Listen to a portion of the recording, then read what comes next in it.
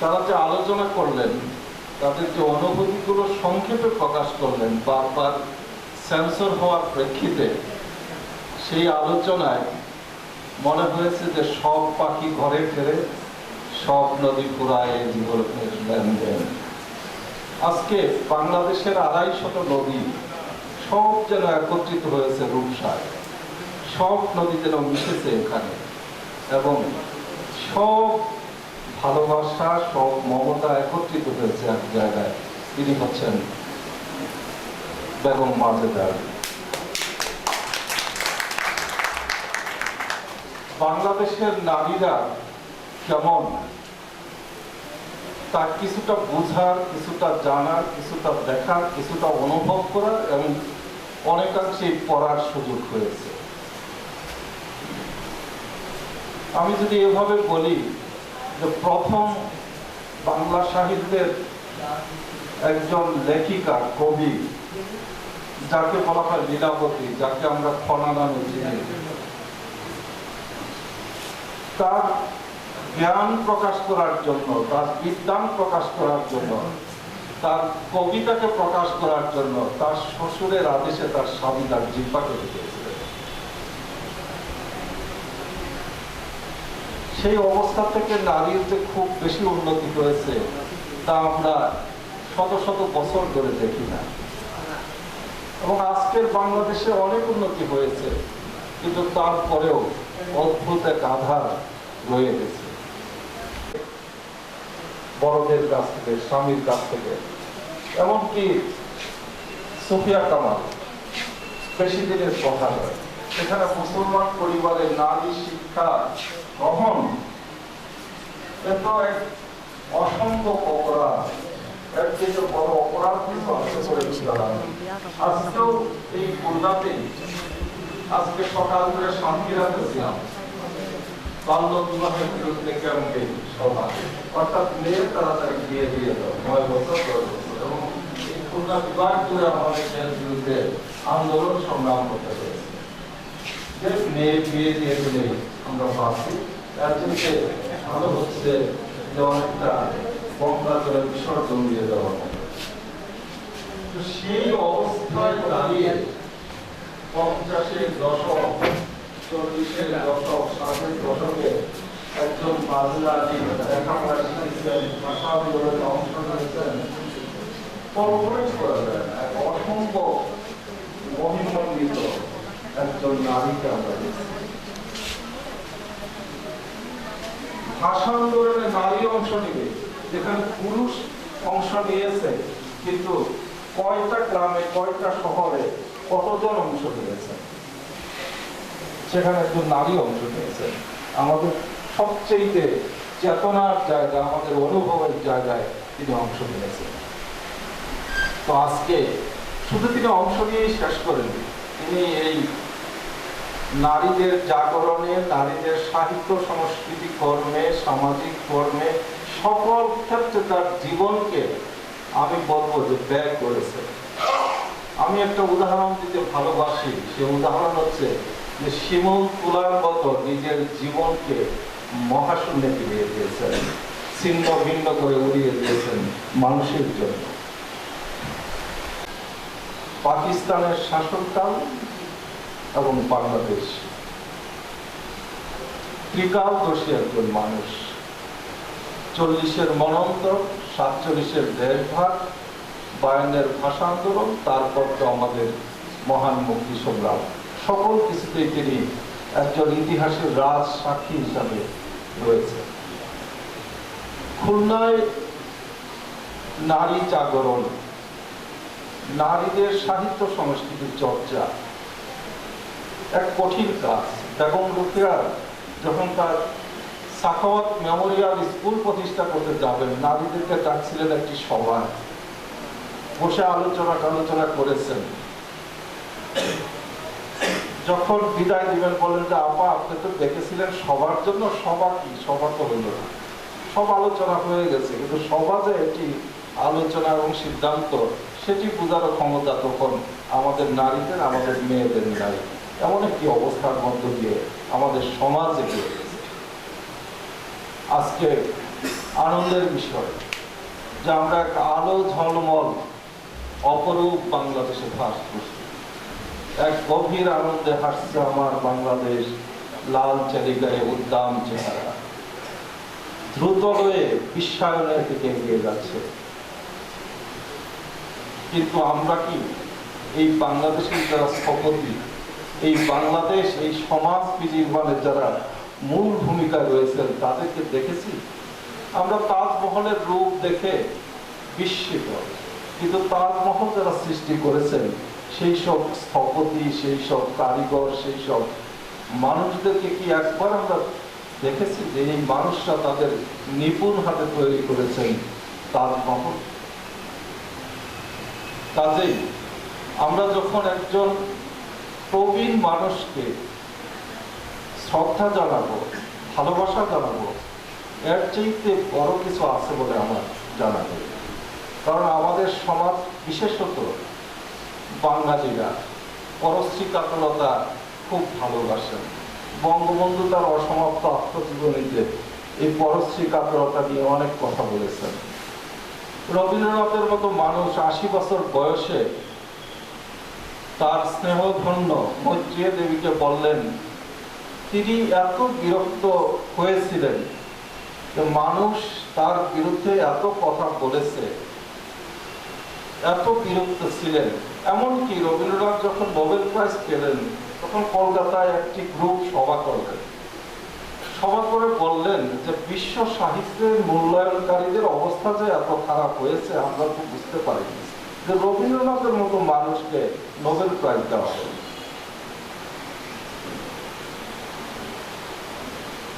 ত্যক্ত বিরক্ত রবীন্দ্রনাথ দুঃখে কষ্টে মৈত্রী দেবীকে বললেন, ধন্য জনম মাগো জন্মেছি এই দেশে। এই লাইন দুটো আমি লিখিনি, আমি বলিনি, আমি কেটে দিয়ে যাব।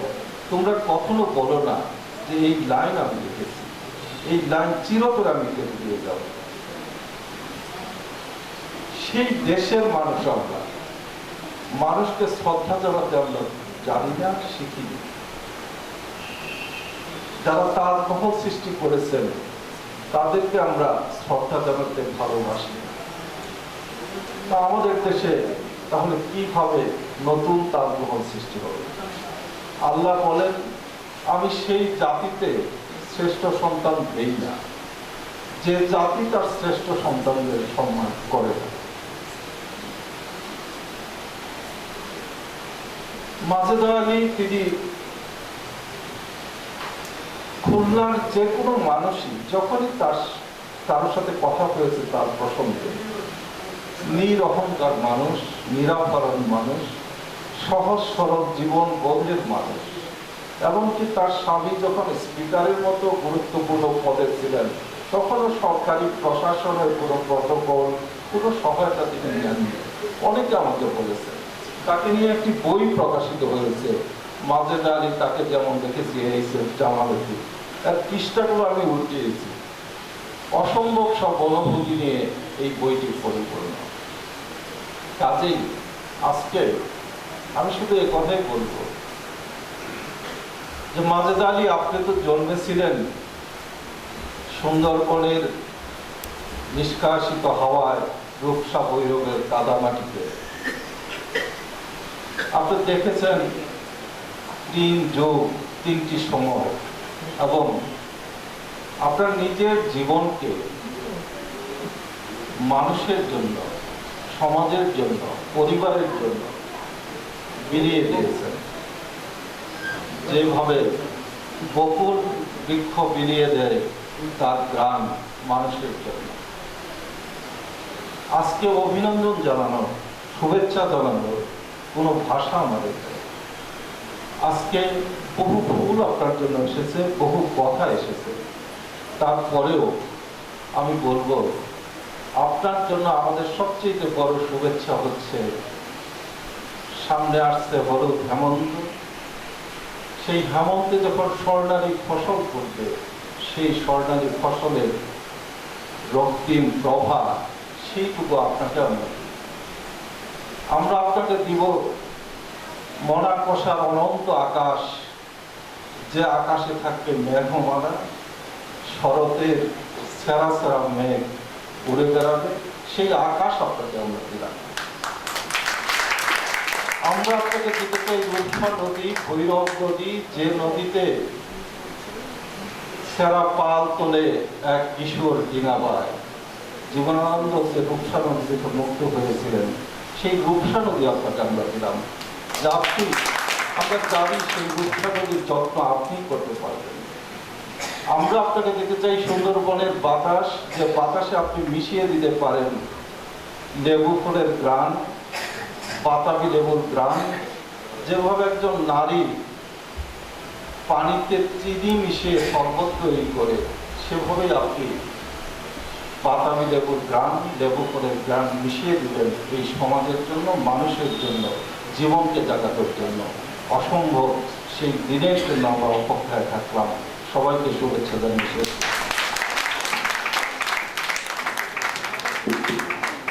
অজস্র অজস্র ধন্যবাদ। আমরা জানতাম, আমরা আশা করেছিলাম আজকে সম্মানিত অতিথি খুলনা বিভাগের বিভাগীয় কমিশনার, কবি ও গবেষক যারা মোহাম্মদ আব্দুস সামাদ, আপনি অত্যন্ত জ্ঞানগর্ভ কিছু বক্তব্য রাখবেন এবং এমন এমন কথা আপনি বলবেন যে আমাদের এই অনুষ্ঠানটিকে, এই সম্মাননা অনুষ্ঠানে আরো বেশি সম্পর্কিত হবে আপনার কথার প্রচলিতে, এবং তাই আমরা পেলাম। আমরা ধন্য আমরা আপনাকে পেয়ে, এবং আমরা জানি যে আপনি অত্যন্ত ব্যস্ততার মধ্য থেকে আজকে সময় দিয়েছেন এবং আপনাকে গরমে প্রচন্ড প্রতিকূল আবহাওয়ায় আপনি সময় দিলেন আমাদের মাঝে। এই জন্য আয়োজকদের পক্ষ থেকে অজস্র অজস্র ধন্যবাদ। আমি এবারে আহ্বান জানাবো আমাদের সেই প্রাণের মানুষটি, আমাদের প্রাণপ্রিয়, আমাদের সমাজ সংস্কারক, আমাদের নারী নেত্রী, ভাষা সৈনিক বেগম মাজেদা আলী। আপনার অনুভূতি, আপনি কেমন মনে করছেন? আপনি অনেক সম্মাননা পেয়েছেন, আপনার বাড়ি গেলে দেখা যায় যে ভরা সম্মাননা, কিন্তু আজকের সম্মাননা আমার মনে হয়েছে আলাদা মাত্রা এনে দিয়েছে। সেই জন্য আপনাকে আমরা অনুরোধ করছি, আপনি আপনার অনুভূতি থেকে বলুন।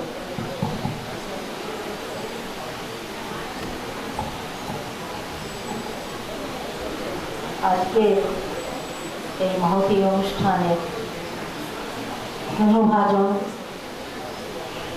সভাপতি ডক্টর মোহাম্মদ আব্দুল মজিদ, আজকে বিশিষ্ট অতিথি আমাদের খুলনার সুযোগ্য মাননীয় বিভাগীয় কমিশনার, উপস্থিত আছেন মঞ্চে বিশিষ্ট আইনজীবী অ্যাডভোকেট নায়িকারী, আমার ভাতৃতুল্য, আরও আছেন অধ্যাপক ফজলুল করিম, তিনিও আমার ভাতৃতুল্য। সবাই আমাকে ভীষণ ভালোবাসেন। আজকে উপস্থিত আছেন যারা অতিথিবৃন্দ, সবাইকে আমার সালাম এবং আন্তরিক শুভেচ্ছা জানাচ্ছি। আমি ভাবতে পারিনি যে কবিতালা আমাকে এইভাবে সম্মানিত করবে, এইভাবে ভালোবাসার দিনই আমাকে আবদ্ধ করে ফেলবে। আমি কবিতালাকে চিনেছি প্রায় 3-3.5 দশক আগে। এরা সবাই কবিতালাপের যারা সদস্য, তারা তখন সব ছাত্র, কেউ স্কুলে কেউ কলেজে পড়াশুনো করছে। তো একবার আমাকে ওরা নিল হাদিস পার্কে, একটা অনুষ্ঠান ছিল। সেই অনুষ্ঠানে বেগম সুফিয়া কামালকে এবং যশোরের ভাস্কর যে আমাদের মোহাম্মদ সুলতান শিল্পী এর সম্মাননা দেওয়ার জন্য ওই সভাটা আমাকে পরিচালনা করতে হয়েছে। সেদিন কিছুতেই বুঝিনি যে এরা আমাকে এখনো মনের মধ্যে ধরে রাখবে, আমার ধারণার বাইরে ছিল। যাই হোক, তো এই ভালোবাসার দিন তো কখনো শোধ হয় না। আমি একটা কথা বলতে চাই যে আমি আপনারা আর কাউকে পেলেন না যে আমাকে আপনারা বাছাই করে নেবেন। যদিও এখানে অনেকেই আমার সম্পর্কে অনেক কথা বলেছেন, আমি জানি না কতখানি সেগুলো আমি সত্যি সত্যি সম্পন্ন করতে পেরেছি। বা অনেকে আমার দীর্ঘায়ু কামনা করেছেন। আমি সুস্থ যদি না থাকি তাহলে দীর্ঘায়ু থেকে লাভ নেই। শুধু শুধু পৃথিবীর আলো বাতাস পানি এসব ভোগ করবো, কোনো কাজ করতে পারবো না, মানুষের জন্য সমাজের জন্য কিছু দিতে পারবো না, সেই বাঁচা থাকার মধ্যে তো কোনো আনন্দ নেই, গল্প নেই, ভালো লাগা নেই। আজকে আপনারা জানেন আমি চোখের সমস্যায় ভুগছি, ম্যাকুলার ডিজেনারেশন, যে কারণে আমি একটু পড়াশোনা করতে পারি না, লেখালেখি তো দূরের কথা, যে কারণে আমার খুব নিঃসঙ্গ বোধ করবে। তাই আজকে যখন কয়েকজন মেয়ে আমার ছাত্রী তারা আমাকে সে পায়ে হাত দিয়ে সালাম করছে, আমি শুধু বলি যে তোমাদের অনেক দিন দেখিনি। ওরা আমাকে যদি কাছে একটু যায় মাঝে মাঝে, আমি ওদের সঙ্গে একটু গল্প করতে পারি, আমার সময়টা একটু কাটে। তো যাই হোক, একেবারে বসে থাকি তা নয়, সাংসারিক কাজকর্ম, তাছাড়াও মাঝে মধ্যে কেউ কোথাও থেকে যায় আমার কাছে, তার সঙ্গে কথা বলি, এইভাবে আমার সময়টা কেটে যায়। তো আজকে যে জিনিসটা অনেকে বলছেন যে আমরা আরেকটা মাঝেদারে যাই, আরেকটা মাঝেদারে এসে কি করবি আমাকে বলেন। যে আজকে শুনলেন তো আমি 3টা যুগ দেখেছি, ভারতবর্ষ, পাকিস্তান, বাংলাদেশ। আমাদের সব সময়ের যে মূল্যবোধটা আমরা শিখেছি, সেই মূল্যবোধ এখন ছেলে মেয়েদের কাছে আমি পাই না, বলতেই পারে না তারা। ছেলে মেয়েরা কেন, তাদের বাবা মায়েরাও অনেকে ঠিক সেই মূল্যবোধে বিশ্বাসী নয়। তারা বলছে যে যুগ আধুনিক, অনেক আধুনিকতার দিকে এগিয়ে গেছে, কিন্তু আমাদের সমাজ অর্থনীতি অনেক বেড়েছে ঠিকই, আমাদের অনেক উন্নয়ন হচ্ছে দেশের ঠিকই, কিন্তু আমাদের সমাজের যে সেই সামাজিক যে বন্ধন, এই সামাজিক বন্ধনটা কেন জানি ক্রমশ ধীরে ধীরে আলগা হয়ে যাচ্ছে। তাই আমি বলবো যে আপনারা এখানে যারা অভিভাবক বাবা মা আছেন, তাদের কথাই আমি বলি যে আমাদের কিন্তু সমাজের যে নতুন ভাঙন দেখা দিচ্ছে, এটাকে প্রতিরোধ করতে হলে আমাদের বাবা মাকে সন্তানদেরকে সুন্দরভাবে রক্ষা করতে হবে। ওদেরকে ঠিক মতো শুধু স্কুলে পাঠালাম, কোচিং সেন্টারে পাঠালাম তা নয়, সন্তান কিন্তু তার প্রথম পাঠ গ্রহণ করে তার ঘর থেকে, তার বাবা মায়ের কাছ থেকে। সেটা আমি আপনাদেরকে অনুরোধ করব যে এখনো সময় আছে, আমরা আমাদের ছেলে মেয়েদেরকে সঠিকভাবে মানুষ করার চেষ্টা করি এবং আমাদের সেই সমাজের যে বন্ধনটা সেটা ফিরে আসে। যদিও বলতে পারেন আপনারা যে এখন তো অনেক আধুনিকতার যুগ, এখন অনেক বিজ্ঞান এগিয়ে গেছে, এখন হাতে হাতে মোবাইল, এখন ট্যাব এসব আছে, তার জন্যে ছেলেমেয়েরা ওদিকে মন দিচ্ছে, ওটাকে আমি খারাপ করছি না, কিন্তু তার মধ্যে একটা সময়সীমা বেঁধে দেওয়া আমি মনে করি উচিত। বাবা মায়ের সঙ্গে, তার সংস্পর্শে, তাদের কথাবার্তা, তাদের চালচলন, তাদের উপদেশ, এগুলো আমরা আমাদের সন্তানদের মধ্যে যদি আমরা ভালো করে না দিতে পারি, তাহলে তারা আদর্শ মানুষ হবে কি করে। তাদের মধ্যে সততা শেখাতে হবে, তাদের মধ্যে শেখাতে হবে পরিশ্রম করা, তাদের মধ্যে শেখাতে হবে যে অর্থ বেশিক্ষণ থাকে না, কিন্তু শিক্ষা তুমি কাউকে দিতে পারো, তোমার নিজের কাছে সে তোমার পুঁজি, শিক্ষাটা তোমার পুঁজি। এটা যদি আমরা ভালো করে না দিতে পারি তাদের মধ্যে, তাহলে তো আমাদের সমাজের কথা বা আমরা যে আগামী প্রজন্মের কথা বলছি, এটা তো কিছুতেই কাজে আসবে না। আমাদের আগে বাবা মা, অভিভাবক, আমাদের আগে নিজেদেরকে সচেতন হতে হবে, আমাদের দেশ সম্পর্কে ভাবতে হবে। আমাদের এই স্বাধীন সোনার বাংলাদেশ আমরা বলছি, কিন্তু সেই স্বাধীন সোনার বাংলাদেশকে সত্যি সত্যিকারের সোনার বাংলাদেশকে আমরা করতে পারছি না। কেন পারছি না? আমাদের নিজেদের গাফিলতি। আমরা কিসের জন্য, কিসের মনে শুধু ছুটেই চলেছি, কিন্তু আমাদের সন্তানদেরকে যে কীভাবে সঠিকভাবে মানুষ করা যাবে, কীভাবে আমাদের সমাজটাকে উন্নতির পথে এগিয়ে নেওয়া যাবে, সমাজের সেই পুরনো বন্ধনটা কীভাবে আমরা আবার নিতে পারবো, এগুলোর বিষয়ে আমার মনে হয় আমাদের একটু ভাবার দরকার আছে। যাই হোক, আমি বেশি কথা বলে ফেললাম। আমি আবারও কৃতজ্ঞতা জানাচ্ছি এই মন ইসলাম, এই ডক্টর মজিদ, কামরুল ইসলাম, যারা অনেককে, যারা কবিতা লাভের সঙ্গে দীর্ঘদিন থেকে জড়িত এবং যারা আমাকে অত্যন্ত ভালোবাসেন বলেই কিন্তু এই কাজটা তারা করেছেন। আমিও তাদের কাছে অনেক কৃতজ্ঞতা জানাচ্ছি এবং আপনারা আমাকে আপনাদের ভালোবাসার কাছে ঋণী করে গেলেন। তো যাই হোক, আপনারা সবাই ভালো থাকুন, সুস্থ থাকুন। আমার জন্য যদি এটুকু দোয়া করবেন, আমি যেখানে বেঁচে থাকি যেন সুস্থ থাকি, কথা বলতে বলতে যেন চলে যেতে পারি। যাই সবাই ভালো থাকুন, আবারও বলি সুস্থ থাকুন এবং আমার জন্য দোয়া করবেন। আসসালামু আলাইকুম। অনেক অনেক ধন্যবাদ বেগম মাজেদা আলীকে। আমরা অনুষ্ঠানের প্রায় শেষ পর্যায়ে চলে এসেছি। মগরিবের আজানের একটু এগিয়ে এসেছে প্রকৃতির জন্য, সেই জন্য আমরা আজকে আমাদের মাঝে অনেকেই আছেন যারা অনেক কথা বলতে পারতেন, এবং অনেকটা শুভময় দিন কাটিয়েছেন আমাদের সুশান্ত স্যার, আমাদের অচিন্ত স্যার এবং আমাদের আরো অনেকেই আছেন, আমাদের জাফর ইমাম স্যার সহ আরো অনেকেই। এবং বাসার পরিবারের পক্ষ থেকে আমাদের কেউ কথা বলতে চেয়েছিলাম এবং বলা উচিত, কিন্তু আমরা সবটাই ছেড়ে সময়ের দিকে তাকিয়ে পর্যায়ে চলে এসেছি। এবং এখন আমাদের সম্মানিত সভাপতি, যিনি এই আজীবন সম্মাননা অনুষ্ঠানটি নেপথ্যে থেকে সম্পূর্ণ তদারকি করেছেন, আমি জানি বেশ কিছুদিন থেকে ওনার সঙ্গে আমার কথা হচ্ছিল। তো কবিতা আলাপের যিনি সম্মানিত উপদেষ্টা, সাবেক সচিব, গবেষক, লেখক এবং বর্তমান সরকারের অনেকগুলো প্রতিষ্ঠানের শীর্ষস্থানের দায়িত্ব পালন করছেন ডক্টর মোহাম্মদ আব্দুল মজিদ, আজকে সভাপতিত্ব করছেন। সভাপতির বক্তব্য। বিসমিল্লাহির রহমানির রহিম। প্রথমে শিল্পীকে ধন্যবাদ যে সকলকে সময় পেতে দিতে। আমি ভাবছিলাম যে এক পর্যায়ে হয়তো ভ্যাট আলোচনার কথা বলবো, যে এই কথা বললে ভ্যাট দিতে হবে। আজকে এই অনুষ্ঠানে আমরা একজন বলেছেন স্বাভাবিক নিজেরাই সম্মানিত বোধ করছি, গৌরব বোধ করছি এই কারণে যে বিশিষ্ট নারী নেত্রী, শিক্ষাবিদ, সংস্কৃতিসেবী, সমাজসেবক এবং আমি মনে করি আমাদের সময়ের একটা ইতিহাস বেগম মাজেদা আলীকে আমরা আজকে এই সংবর্ধনা অনুষ্ঠানের আয়োজন করেছি। এই অনুষ্ঠানের বিশিষ্ট অতিথিবৃন্দ, বিশেষ করে আমাদের অনুষ্ঠতি বিশিষ্ট প্রশাসক, কবি, তার আজকের যে বক্তব্যটি সেটি তো নিজেই একটা কবিতা ছিল এবং তিনি কবিতার ভিতর দিয়ে তিনি সম্মান এবং শ্রদ্ধা প্রদর্শন করেছেন কবি আব্দুল সামাদ, বিভাগীয় কমিশনার, আমার শ্রদ্ধেয় স্যার অধ্যাপক বিকরিম স্যার, আমাদের খুলনার সবচেয়ে সুযোগ্য মেয়র ছিলেন। আমরা সবসময় মেয়র বলতে একজনকেই ভালো করে বুঝতাম, সেটা হচ্ছে অ্যাডভোকেট এনায়েত আলী। এবং এখানে আপনারা যারা আছেন, এখানে আমার অনেক শিক্ষক আছেন, আমার অনেক মনোযোগী আছেন।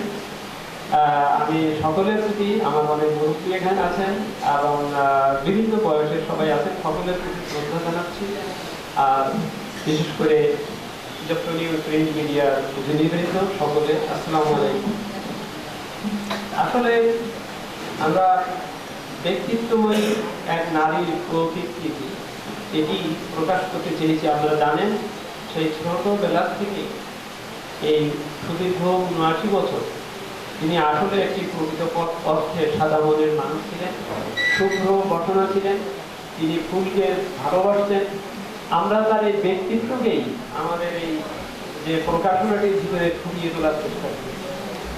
ব্যক্তিত্বটাকেই আমরা এর সার্বিক, আঙ্গিক, সাংগঠনিক সবকিছুকে এর ভিতর দিয়ে ফুটিয়ে তুলতে চেষ্টা করেছি এবং এটা নিয়ে আমি বিশেষভাবে কৃতজ্ঞ। এবং এটা এখানে বিশেষভাবে বলার বিষয় নয়, সেটি হচ্ছে জনাব মনিরুল ইসলাম যেদিন থেকে এই পরিকল্পনাটি আমাদের সামনে আনেন এবং সেই থেকে এই কিছুক্ষণ আগ পর্যন্ত তিনি যেভাবে এটার সাথে এবং কবিতা আলাপের কবি বিষ্ণুপদ সিংহ এবং আরও অন্যান্যরা যেভাবে এই বিষয়টির প্রতি তাদের সকল প্রকার শ্রদ্ধা এবং সকল প্রকার আন্তরিকতা নিবেদন করেছেন। এবং আমি গত প্রায় ১.৫ মাস আমার ডায়াবেটিক সমিতির অফিসে প্রায় প্রতিদিন সকালে মনিরুল ইসলাম এসে এই বিষয় নিয়ে যে আলোচনা করেছেন সেটা দেখেই আসলে আমি অভিভূত, কৃতজ্ঞ এবং আমি মনে করি কবিতা আলাপ একটি বিশেষ কাজ করেছে। আপনারা জানেন এই ২-৩ মাস আগে আমরা এই খুলনারই আরেকজন কৃতি সন্তান, আমরা খুলনারই কৃতি সন্তান বলছি এই জন্যেই, অধ্যাপক আনিসুজ্জামান ভারত বিভাগের পরে এই খুলনাতেই